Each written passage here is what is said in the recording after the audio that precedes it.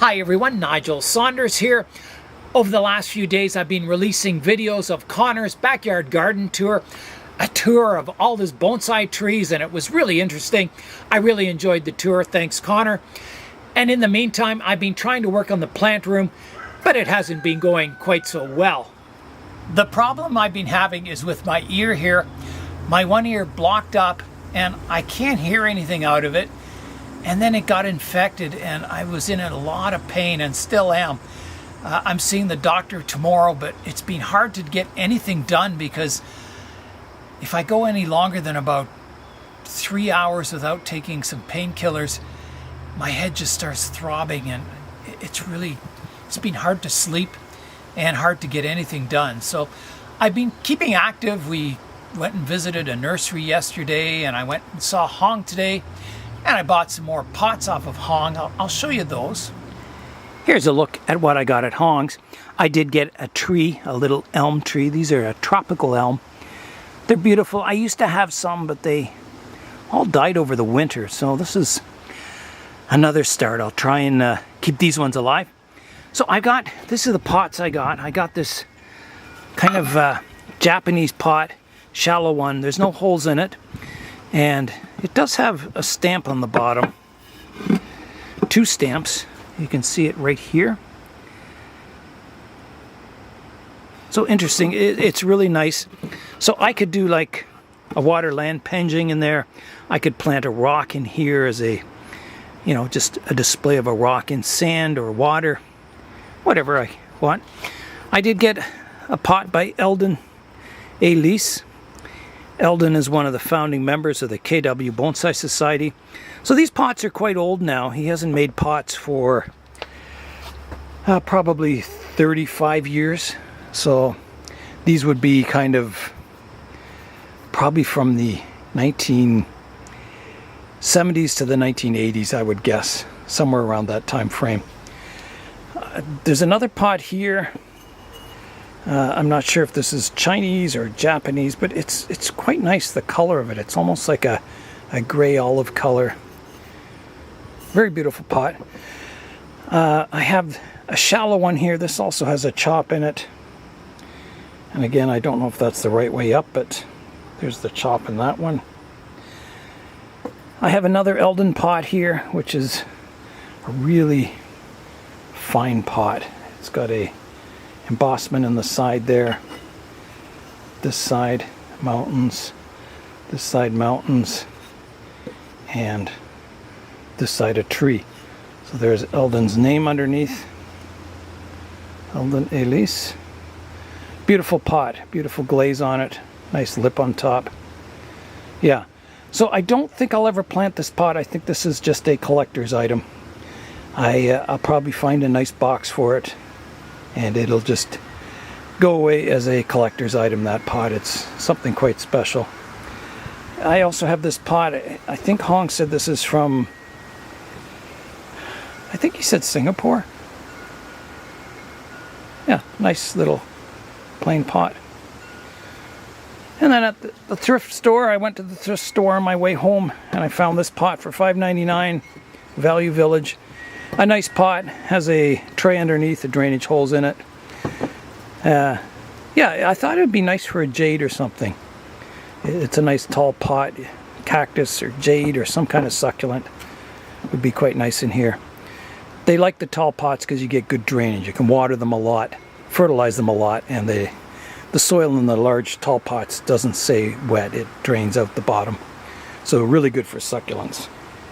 We have a club workshop coming up tomorrow, and I was thinking of bringing my penjing here, my tiger bark ficus Chinese village penjing to the meeting and work on that. It needs pruning. This will probably be the last time I can prune it before our club show. And I was thinking of putting this in the club show. I think it's something different and something interesting. So that's what I was going to work on tomorrow. It'll either be this or I could take my larch forest too.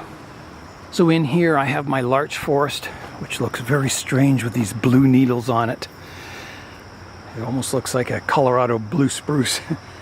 It's just, I've never seen them this blue. I think it's because we had such a hot, sunny summer. So that needs pruning. You can see this is the third set of growth coming out on it now. So I don't want this third set of growth coming way out on the ends of the secondary growth. So I need to prune it all back. And I don't think it'll get another flush of growth this season. It could, but probably not. So that's another tree that I could take to the meeting and work on this also. My cedar avatar grove here also needs pruning. It's very, very overgrown. It's been difficult kind of concentrating on one thing with my ear aching all the time. So I'll show you some clips of what I've been up to in the last few days.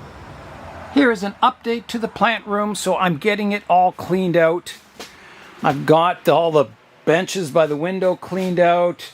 I've got my other bench out. So it's just a few little things left in here now. So I think the first priority, I've got to get one of those flood tables along here. And that allows you to water.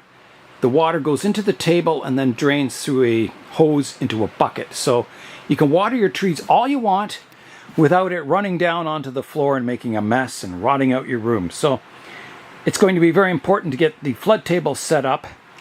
So that's the first thing I'm going to do, is I'm going to purchase some flood tables to fit in the room. And I'm thinking I can put one flood table along here and maybe one along the back wall, or even maybe one here. I'll have to measure them up and see, plan out the room. I'm going to have to go, multi-levels with grow lights to fit all the trees in the room this year, because I tend to collect a lot of trees. Somehow it just happens. So that's my plan. I'm in the I've got it cleaned out and I've got to lay out the room now. It has been a beautiful sunny day today. You can see the nice blue skies. But over here, the skies are getting dark. It is going to rain. I've moved all my succulents indoors under the greenhouse here.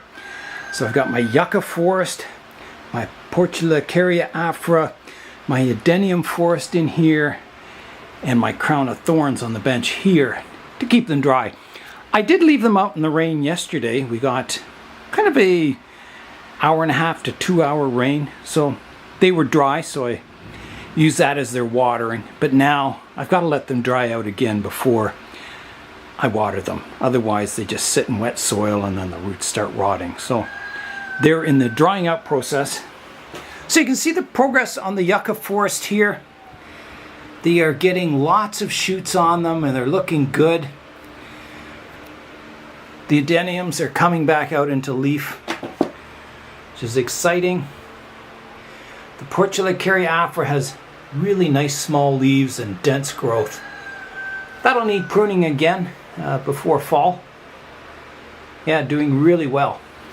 I've got some new stands that Matt made down here. There's one stand from Connor, the bottom one's from Matt, and the top one's from Matt.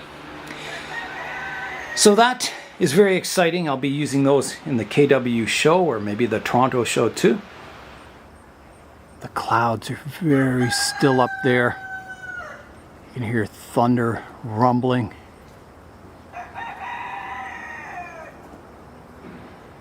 It's going to be a good rain, I think.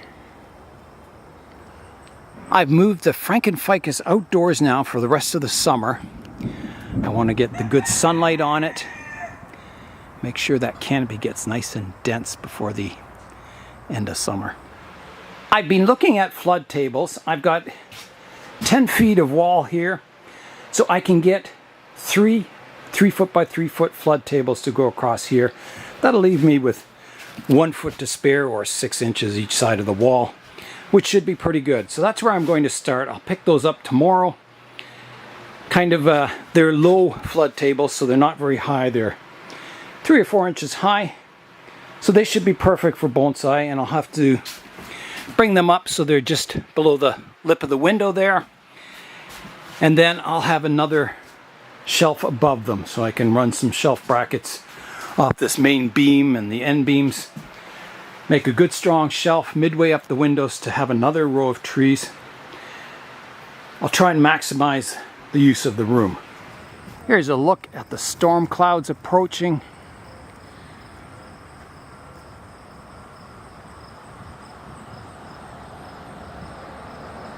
I thought I would have to bring the truck to pick up the flood tables, but I think the 3x3 tables I can fit in the matrix.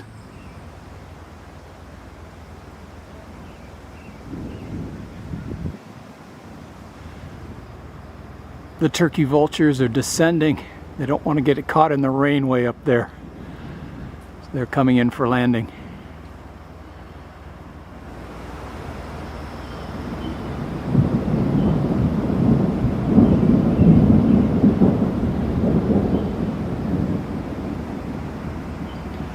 Right now in the greenhouse it is about 27 degrees Celsius.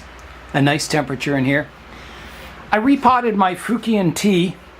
It was looking really miserable and I thought I better repot it. It's worth a shot. I pruned off almost all the roots, so it's basically planted as a cutting, and so far what green was left on it is remaining, so that gives me hope that it will root and recover and grow. It didn't like the soil it was in. That was the kind of potting soil, so I think it'll like this bonsai soil a lot better.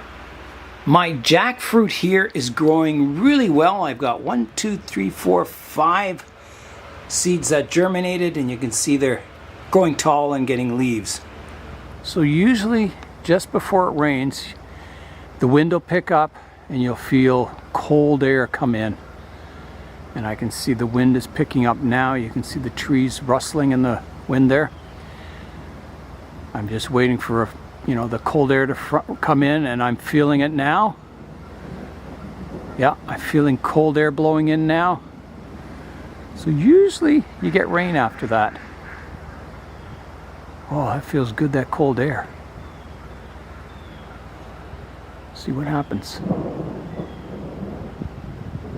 Wow, there's some birds really, really high up there. There's like a low one there, but there's a turkey vulture way up there still. Better get down soon. That one looks like it's descending quickly.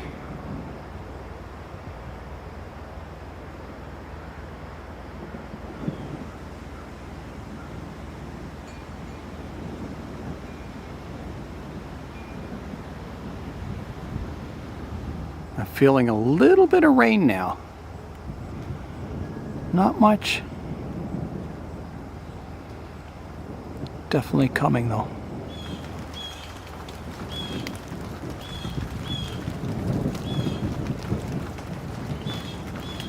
The rain is definitely coming now. You can always hear the rain in the poly house here. The solar powered fans are winding down, coming to a stop. I was thinking about the misting system in the greenhouse here. I'll have the sunshade up at this level, up here. So I need my misters lower, so I could either have them like the height of the top of the vertical wall here, or running along the front of the benches, and then the sprayers or the misters kind of pointing at the trunks of the trees. So either way, up higher or lower would be quite good. I'll have to decide if I want to kind of mist from above or kind of mist up underneath the tree. I think misting underneath the tree would be better for aerial roots coming off the branches and the trunk. Misting from above is maybe better for kind of watering the trees. I don't know. I guess it would be the same either way. I would just have it like Connor on a timer, so it comes on, maybe once every 15 minutes in the middle of the day, and less at night and less in the morning.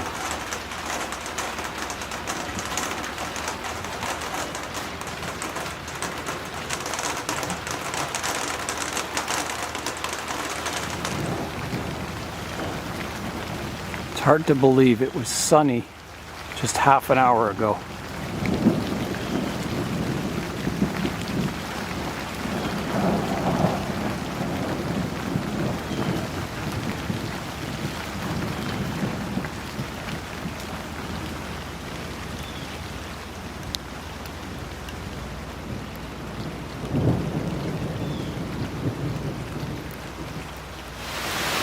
So the rain is really coming down now. It's just pouring outside. I'm glad I'm not out there.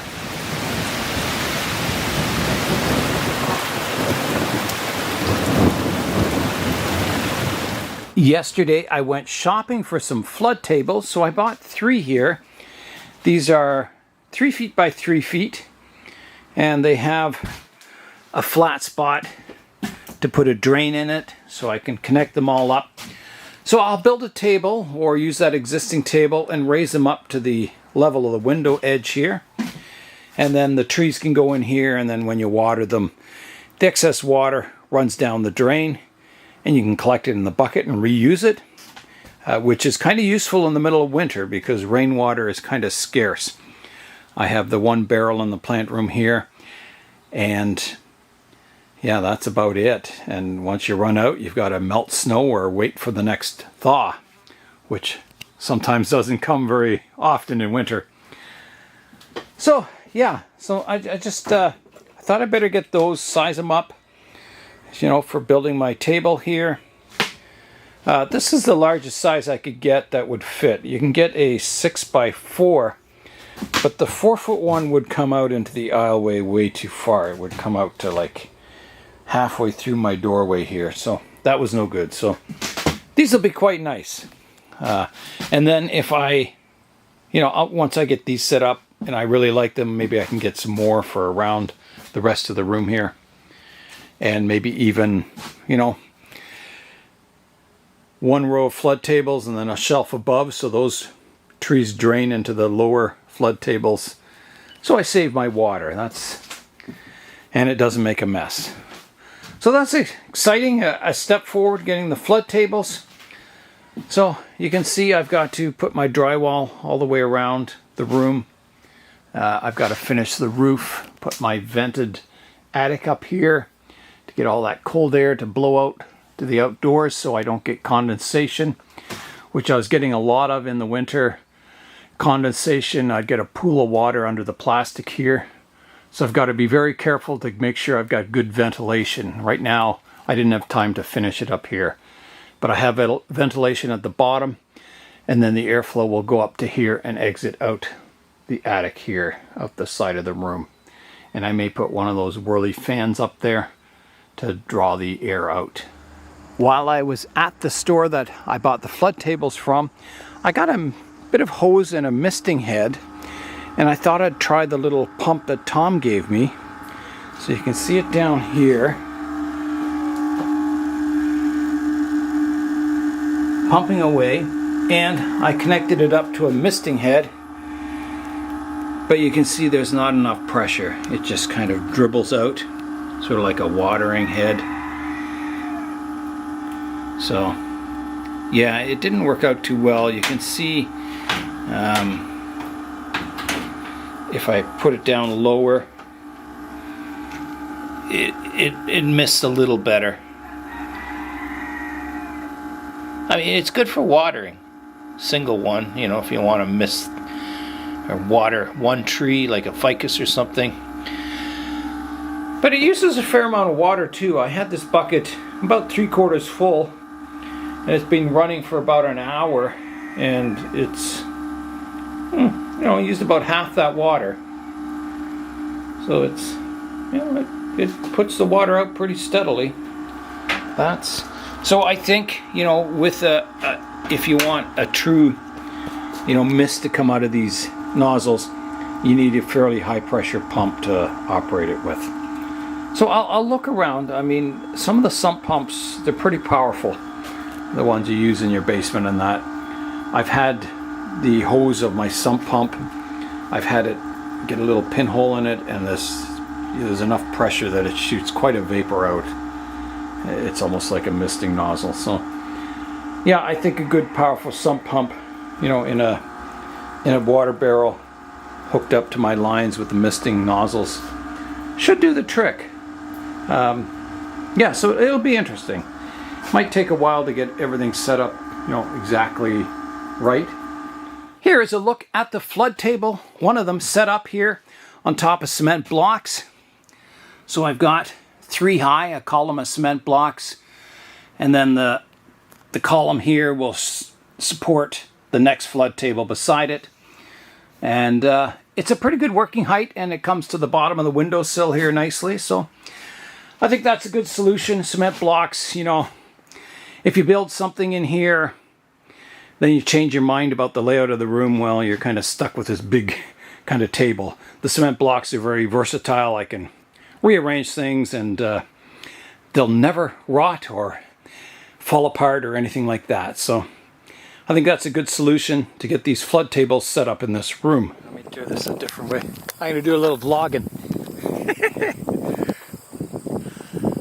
I'm here at a nursery near Kettle Point, and we're just taking a look around and see what's available here. So check out the flowers here. This is like Forest Glen Farm. Isn't that cool? Oh my goodness, I've never seen anything like that in my life. So there's these kind of vibrant purple ones.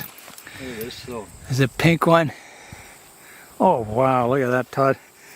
Wow. Is that ever cool? Nice picture. Oh my goodness. Look at that. Is that ever cool? That is awesome. And there's white ones too here, or yellow. Look at that. Yeah. Pink, yellow, and look at these. I don't know if that's a purple or not purple, but a mauve. Yeah. And these are like pink and white or mauve. Is that ever cool, eh? That's awesome. Fields of flowers. The lavender. I know. And they're all different kinds. One you make pies and that out of. Oh, yeah. Bumbleberry? Well, maybe there is a bumbleberry, but Yeah, I don't know what these are. They're huge. Those they look good, don't they? Yeah. There's a nice crabapple tree. Check out the fruit on it. Must look beautiful in spring. There's a juniper. Let's have a look at the base of the tree. Looks very mature. So this is a very fine foliage. There's the base of it. Wow. Good roots.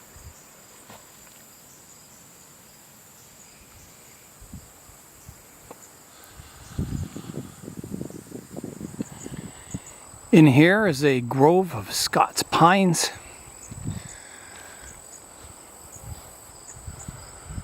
Some nice bark on them.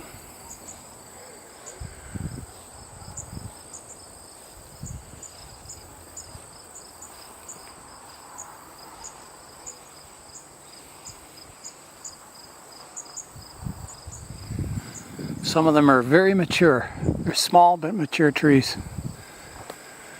Just looking for deadwood on them. There's a branch that's broken there, sort of a vertical one. Some dead branches that... Actually, most of that tree's dead.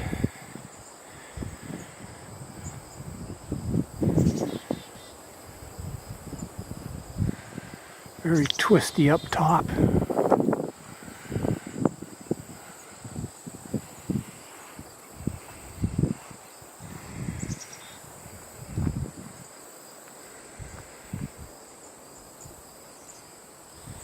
Yeah, this is quite a place. Lots and lots of plants here. Here's the greenhouse that has a lot of the herbs in it.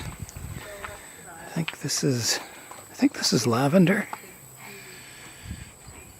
Really old trunks on them. Here's some rosemary, some dwarf pomegranates. I got one of those. Myrtles. Very cool myrtles trees. All kinds of cool stuff in here. I am back from the nursery, and I think just in time. It's clouded over and it looks like rain. Here is what I got at the nursery today. So I got a dwarf pomegranate. Nice little tree, nice little trunk on it. I got some elfin thyme, ground cover, very, very tiny thyme. Smells very fragrant. And I got some seeds. These are all pawpaw seeds here. They were just lying beneath the pawpaw tree, so I picked them up off the ground. I got some wild crab apples. These taste really good. I ate a few of them. Really kind of tart and sweet at the same time. And then they had some wild pears that I got. So hopefully there's some seeds in there I can plant. Yeah, so that's what I got at the nursery. It was a very nice nursery. Even though it might rain here, I'm going to have to water everything in the greenhouse. It's looking quite dry because we had sun all day long while I was away. I'm seeing the doctor tomorrow, so hopefully I'll get my ear on the mend again and I can concentrate on bonsai once again. But that's all for today. I'm Nigel Saunders. Thanks for joining me in the Bonsai Zone.